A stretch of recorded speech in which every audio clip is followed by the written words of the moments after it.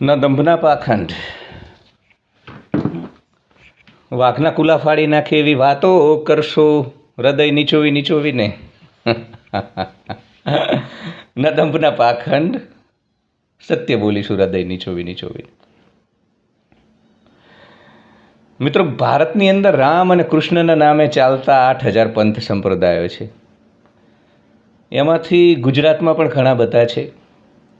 ગુજરાત તો પહેલેથી ધાર્મિક ભાવનાવાળું, ધર્મભાવવાળું આધ્યાત્મિક રાજ્ય રહ્યું છે.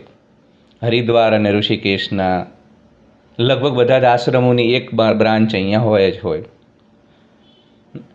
એટલે ગુજરાત હંમેશા ધર્મપ્રેમી રાજ્ય રહ્યું. અહીંની પ્રજા ધર્મપ્રેમી રહી. અહીંની પ્રજા સંવેદનશીલ, લાગણીશીલ, ધર્મભીરુ, ધાર્મિક, ધર્મપ્રિય પ્રજાજનો આપણા બધા. આપણા રાજાઓ પણ એવા થયા, આપણા રાજવીઓ પણ એવા થયા કે જેને હંમેશા આધ્યાત્મિક પ્રવૃત્તિઓને પ્રોત્સાહન આપ્યું, સંવર્ધન આપ્યું, સમર્થન કર્યું. અને એના કારણે ગુજરાત ગરવી ગુજરાત છે. ગુજરાતમાં શાંતિ છે, ગુજરાતમાં સંસ્કૃતિ છે. આ બધું જ છે. પણ ઘણી બધી વખત એવું થાય કે જીવનની હકીકતો અલગ હોય. જીવનની ગ્રાઉન્ડ ઝીરો ઉપર હકીકતો અલગ અલગ હોય. મોટી મોટી વાઘના કુલા ફાડી નાખે એવી વાતો કરવી અલગ, અને જીવનની હકીકતો, જીવન એના નિયમો મુજબ ચાલે છે. અસ્તિત્વના, જીવનના, સંસાર સમાજના, જંગલના પોતાના નિયમો છે.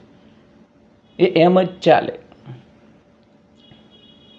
હવે ઘણા બધા પંથ સંપ્રદાયો, આધ્યાત્મિક ધાર્મિક સંગઠનોની અંદર તમે જતા હોય અને એમની આસપાસ તમે રહો, એટલે તમે એમની વાતો જુઓ ને કે એમની વાતોમાં નીતિમત્તા, તમને એવું લાગે કે સાલું દુનિયા ઇન્દ્રલોક છે. એમની આજુબાજુ રહો એટલે તમને એમ લાગે કે ઓહો હો, વશિષ્ઠનો જે કાળ હતો ને, વશિષ્ઠના સમયમાં જે સતોગુણી લોકો હતા, સત્વગુણથી સંપન્ન લોકો હતા, તમને એવું લાગે કે ઓહો, બધું ચારે બાજુ એવું જ છે, ઇન્દ્રલોક જ છે. એટલે તમે હકીકત અને વાસ્તવિકતાથી દૂર જાઓ. તમે સંસાર સમાજનું આ જે જંગલ છે ને, યુદ્ધરૂપી ખેલ છે ને, લાઈફ અનફેર છે, લાઈફ અનપ્રેડિક્ટેબલ છે, લોકો અનગ્રેટફુલ છે, મનુષ્યની અંદર ભાઈ કામ, ક્રોધ, લોભ, મોહ, મદ, મત્સર, ઈર્ષા, દ્વેષ, પ્રતિસ્પર્ધા, આ બધું આખું પેકેજ છે. જીવનની આ હકીકતોથી તમે દૂર જાઓ મિત્રો. તમને એવું લાગે કે અહીંયા ઇન્દ્રલોક છે અને બધા તમારા જેવા છે. કેમ કે પંથ સંપ્રદાય તમને સાત્વિક બનાવે, એની વાતો તમને સાત્વિક બનાવે. હવે એ અલગ વસ્તુ છે કે એની અંદર પણ બધા સાત્વિક નથી હોતા. 99% લોકો ત્યાં પણ આ જ સમાજનું પ્રતિબિંબ છે, એટલે રાજસિક અને તામસિક જ હોય છે. બહુ ફરક નથી હોતો. પણ તમે એક હાયર વેલ્યુ માણસ છો, તમે સત્વગુણથી સંપન્ન છો, તો તમે શું કરો? તમે એ વાતોને સત્ય માની લો. તમે ચારે બાજુ ઇન્દ્રલોક જોવા માંડો, ચારે બાજુ લાલા લેન્ડમાં આવી જાઓ. અસ્તિત્વની, જિંદગીની વાસ્તવિકતાઓથી તમે ઘણા બધા દૂર હટી જાઓ. બધા તમને તમારા જેવા લાગે, તમે બધાને પ્રેમ કરવા લાગો, અને પછી ફટકો પડે તમને. પછી તમને એવું થાય કે સાલા આ પંથ સંપ્રદાયના ધાર્મિક સામૂહિક સંગઠનોના જે લોકો છે, જેમની સાથે હું છું, એમની એક કથની કરણી તમને અલગ લાગે ઘણી બધી વખત. એ આમ વાતો કરે, બધામાં પરમાત્મા જોવાનો ને ચારે બાજુ એક જ જીવન ઉર્જા છે ને આ તે ને બધું ખૂબ ગુડી આમ સુગર કોટેડ. કહું છું તમને એવું લાગે ઇન્દ્રલોક જેવું લાગે બધું ચારે બાજુ. પણ પાછું એમના જીવનના નિર્ણયો તમે જુઓ ને તો તમને એવું જ લાગે કે આ તો સારા વાતો કરે છે, આ તો દંભી પાખંડી છે. આમની કથની કરણી તો અલગ જ છે. અહીંયા ફરી પાછું પેલું ત્રાજવું તો તમને જોવા મળે જ, ધનવાળું, મિલકતવાળું, સત્તાવાળું, સંપત્તિવાળું. એટલે તમે ચક્રાવે ચડો સાલું આ હકીકત કે આ લોકો બોલે હકીકત, પંથ સંપ્રદાયનું ધાર્મિક અમારા જે સંગઠનો છે એનું તત્વજ્ઞાન એ સાચું કે આ બધું એની ફિલોસોફી સાચું શું? એટલે એક સાચો, ખરેખર સત્વગુણી, ખરેખર સનાતનનું તેજ જેની અંદર ઉતર્યું, એ માણસ બિચારો ટલ્લે ચડે, એ ચક્રાવે ચડે કે આમાં સાચું શું? એટલે એવું કશું નથી હોતું. એ માત્ર વાડા પૂરતી વાતો હોય. વાડાની વાતોનું મૂલ્ય વાડામાં હોય. વાડાની વાતોનું ઔચિત્ય વાડામાં હોય. એ બૌદ્ધિક મૈથુન જેવું છે, મેન્ટલ માસ્ટરબેશન જેવું છે. એનું ગ્રાઉન્ડ ઝીરો ઉપર હકીકતમાં જે એ જીવન આહાર જે આહાર નિંદ્રા ભય મૈથુનવાળી આપણી પ્રકૃતિ છે મનુષ્યની અને સંસાર સમાજનું આ જે જંગલ છે એમાં તો બધું સત્તા ધન અને ધોકોથી જ ચાલે. 3 શક્તિ, માતા લક્ષ્મી એટલે ધન, માતા સરસ્વતી એટલે સત્તા અને માતા કાલી એટલે ધોકો. આનાથી જ બધું ચાલે છે, બધું. ઇવન પંથ સંપ્રદાયો, ધાર્મિક સંગઠનો પણ, એની અંદરના લહેલા લોકો પણ એ વાતો ભલે ગમે તેટલી કરે, ચારે બાજુ પરમાત્મા જોવાની ને બધી વાતો થશે બહુ વાંકના કુલા ફાડે એવી મોટી મોટી મોટી. તમને એવું જ લાગે કે સારું હું ઇન્દ્રલોકમાં છું, હું રામરાજમાં આવી ગયો કે શું? પણ એ લોકો પાછા એટલા દંભી પાખંડી હોય છે કે સ્વયં રામ અને કૃષ્ણ બંને પુષ્પક વિમાન લઈને નીચે ઉતરે ને તો આ ના બદલાય. એટલે સમસ્યા એ થાય છે કે તમે જીવનની હકીકતોથી વાકેફ નથી થતા અને પછી અહીંથી ક્યાંક 100 કિલોમીટર 200 કિલોમીટર ક્યાંક દુનિયામાં જાઓ, ક્રશ થઈ જાઓ, કચડાઈ જાઓ. એમની વાતોનું મૂલ્ય એ વાળા પૂરતું હોય છે અને એ વાળામાં પણ નથી હોતું, એ વાળામાં પણ દંભ પાખંડ છે. હા, એ વાળામાં પણ એક સરખી પ્રકૃતિવાળા, સરખા હિતોવાળા, પરસ્પર સ્વાર્થવાળા લોકો ભેગા થયા હોય છે. વાતો કરે, બધા વાતો કરે વાંકના કુલા. મેં કહ્યું ને વાતો કરે કે ધન તો કશું નથી ને આ ને ગુણો જુએ ને સદગુણો ને ફલાણું ને ઢોંકણું. એમના દીકરીને દીકરાનો સંબંધ ધન જોમણા ભાઈ યાર સૂત્રી યાર જોયા વગર કોઈ કરતું નથી. ગમે એટલી આ મોટી મોટી વાતો તમારા માટે અને તમે મૂર્ખા, તમે મણીમાંના તેજિયા.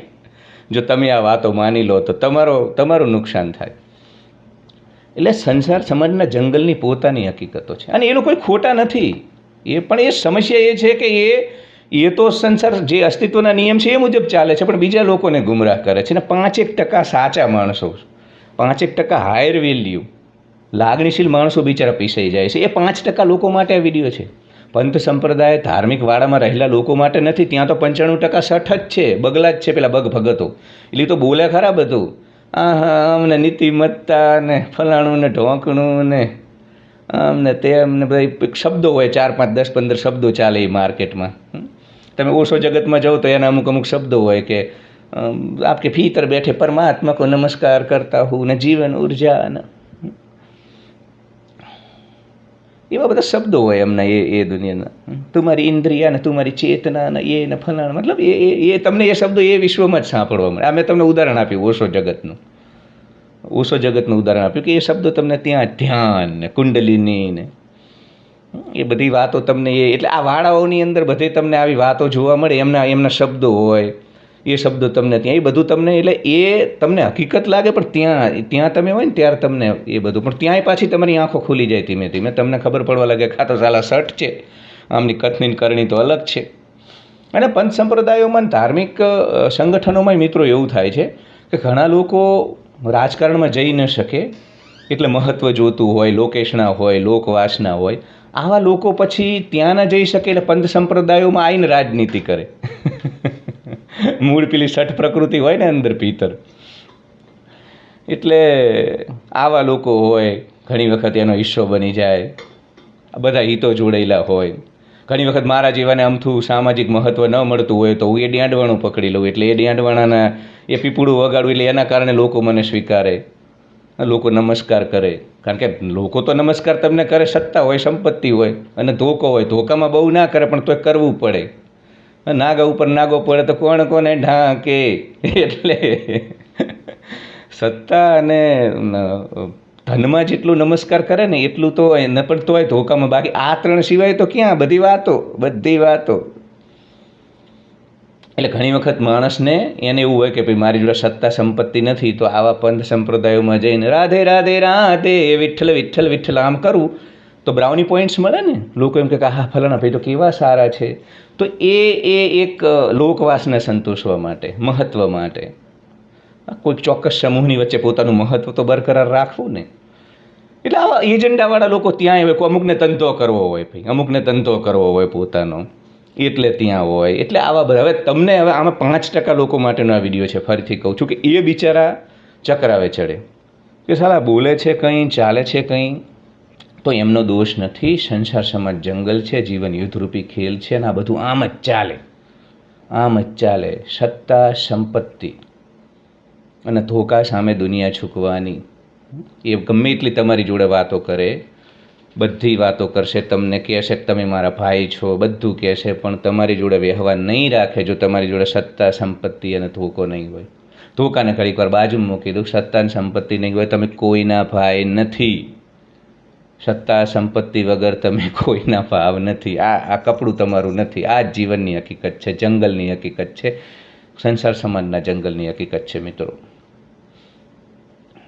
પણ આપણને એટલે હું એટલા માટે વિડીયો બનાવું છું કે તમે કાલ ઉઠીને બહાર બીજી દુનિયામાં જશો ને ત્યાં આ વાતોના કારણે ઘણી વખત પીસાઈ જશો, કારણ કે તમે તૈયારી વગર જશો.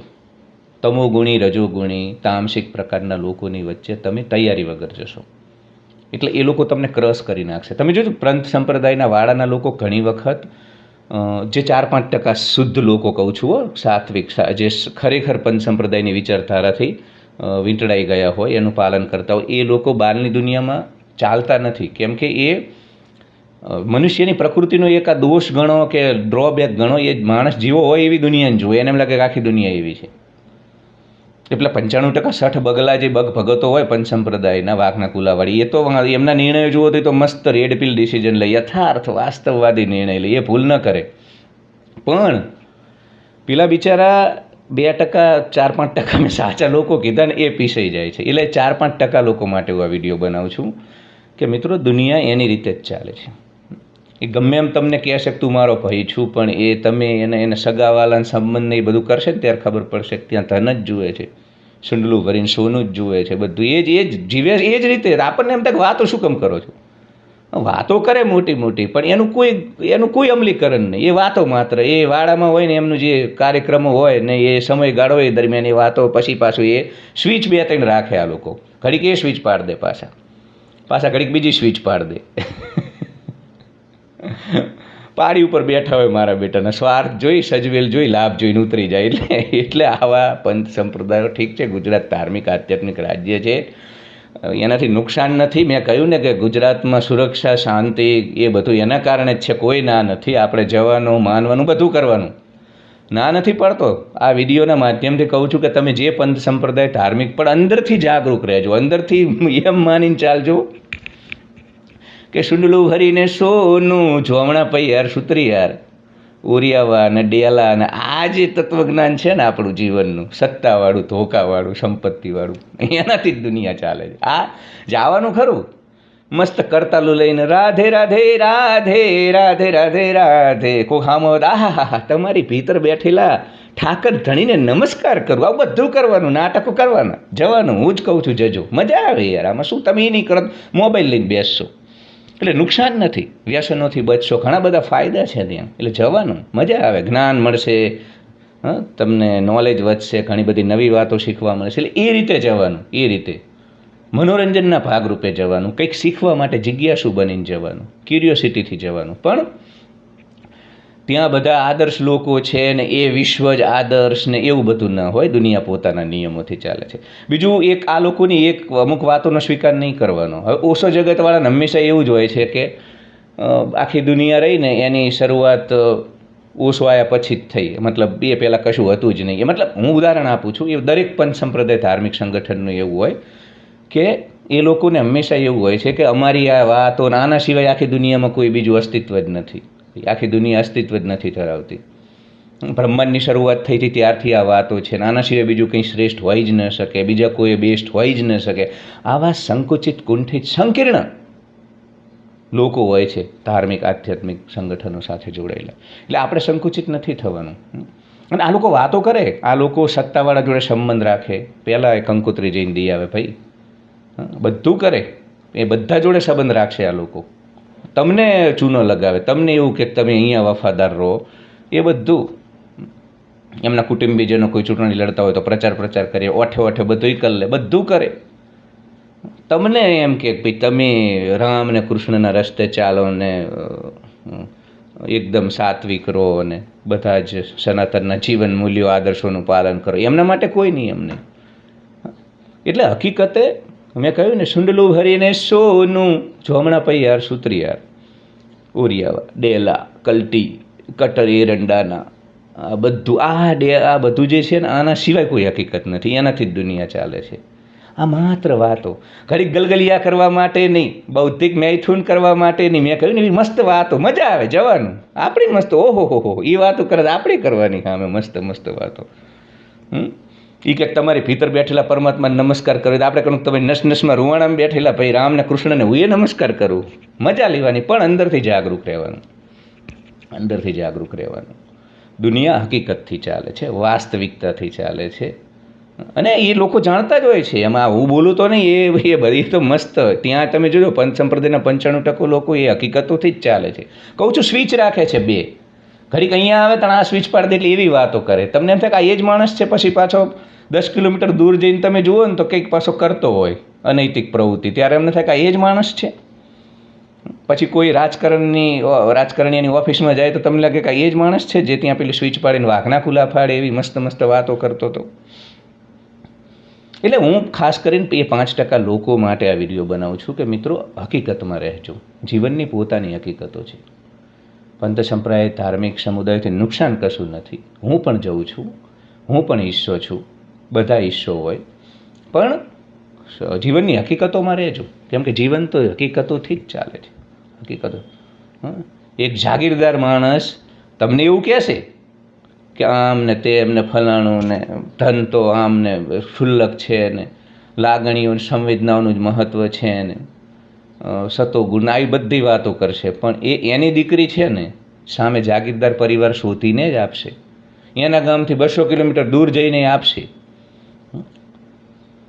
એટલે પંથ સંપ્રદાયના તબલા વગાડવા વખતે બી એમના તબલચીઓ અલગ હોય અને સમાજની અંદર સગા, એટલે અને ઠીક છે એવું જ હોય. હું એમ નથી કહેતો, હું એવું નથી કહેતો, પણ આ એક દંભ છે યાર, આ હિપોક્રેસી. આના કારણે 5% સાચા લોકોનો જીવનનો ઘણો બધો સમય નિરર્થક વેડફાય છે.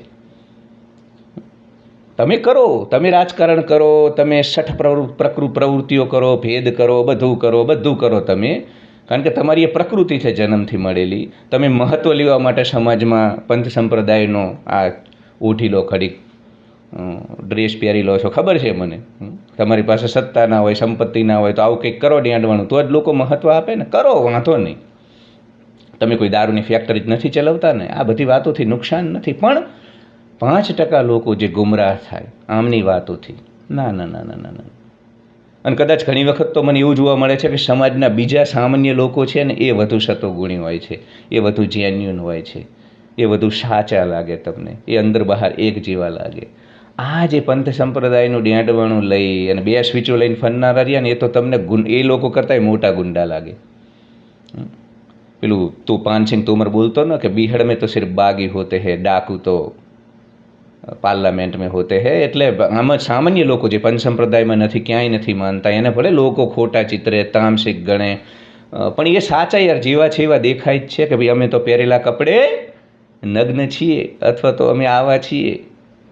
આ 2 સ્વીચવાળા રહ્યા ને પંથ સંપ્રદાય, એ 2 સ્વીચોવાળા, એ તો બહુ નુકસાન કરે ઘણી વખત સમાજનું. અને સાલા કોઈ દી પકડમાં ના આવે. આમના ગુના પોલીસ ચોપડે ક્યારેય નોંધાશે નહીં. એ પ્રકારના મિથ્યા લોકો હોય છે, દંભી. એટલે વિડીયો બનાવવાનો મારો હેતુ એ જ છે. પંથ સંપ્રદાયમાં રહો, ધાર્મિક સંગો બધુંય કરો, પણ મનોરંજન માટે જાઓ, જ્ઞાન મેળવવા જાઓ, શીખવા માટે જાઓ, આ બધું કરો, પણ અંદરથી જાગૃત રહો. નાણા વગરનો નાથિયો ને નાણે ના થાલાલ, આ બધા સૂત્રો જે છે ને, સૂત્રો સિદ્ધાંત પકડીને ચાલવાનું, પછી કરવાનું, એટલે વાંધો નહીં આવે. નહીંતર શું થશે કે તમે આ વાતોમાં આવી અને તમારું નુકસાન કરશો, તમારો સમય નીકળી જશે. અને એ શઠ પ્રકૃતિના તંભી પાખંડી લોકો તો એમને જે કરવું હોય એ જ કરતા હોય છે. એટલે એ તમારી જોડે પાલન કરાવશે ધાર્મિક સંગઠનોના જે નીતિ નિયમોનું, પોતે કોઈ પાલન નહીં કરે, એ બધું કરશે. એમનું જીવન જુઓ, ગંધાતું સ્વાર્થ, ત્યારે માથું ચીરી જાય ભાઈ બાજુમાંથી નીકળો તો. તમારી જોડે આદર્શો, સિદ્ધાંતો, મૂલ્યોના પાલનની અપેક્ષા રાખશે. તો બચો. હું કહું એ જ હકીકતો છે. સંસાર સમાજ જંગલ છે, જીવન યુદ્ધરૂપી ખેલ છે, અને આ ખેલમાં જાગૃત રહીને લડો. સત્તા મેળવો, સંપત્તિ મેળવો, અને આ બંને પ્રાપ્ત કરતા સમય દરમિયાન બાહુબળ, ધોકો મસ્ત સજાવેલો રાખો. કેમ કે નહીં તો આ જંગલ છે ને ભાઈ, અહીં શિકારીને શિકાર બે જ છે, તમારો શિકાર થઈ જશે. પછી ધન અને સત્તાને એવું બધું, એટલે મસ્ત ધોકો પાછો આમ ઢારિયામાં ક્યાંક ઉપર પેલું સોર્યું આમ કંઈ નહીં આપણે લગાવતા એ મૂકી દેવાનો કોળમાં જઈને, પણ ત્યાં સુધી રાખજો, નહીં તો શિકાર થઈ જાય ઘણી બધી વખત તમારો. સંસાર સમાજ જંગલ છે, જીવન યુદ્ધરૂપી ખેલ છે, ખેલને મસ્ત ખેલવાનો છે અને લાઈફ અનફેર છે, અનગ્રેટફુલ છે. મનુષ્યની અંદર કામ, ક્રોધ, લોભ, મોહ, મદ, મત્સર, ઈર્ષા, દ્વેષ, પ્રતિસ્પર્ધા હોય, જંગલ હોય છે અને એ બધા જ લોકોમાં. પણ રામ અને કૃષ્ણ પણ અહીંયા જન્મ લઈને આવે ને શરીર લઈને, તો એમની ભીતર પણ આ ગુણો હોય શરીરધારીમાં. એટલે આ બધી હકીકતોને લઈને ચાલશો ને તો મજા આવશે. Radhe Radhe. Like, share and subscribe, hype my video, comment. ચેનલના બાયોમાં જઈ કાઉન્સેલિંગ કોલ લઈ શકો છો અને મેમ્બરશિપનું કોન્ટેન્ટ સબસ્ક્રાઇબ કરી મારી આ યાત્રાને વધુ મજબૂત બનાવી શકો છો. ધન્યવાદ.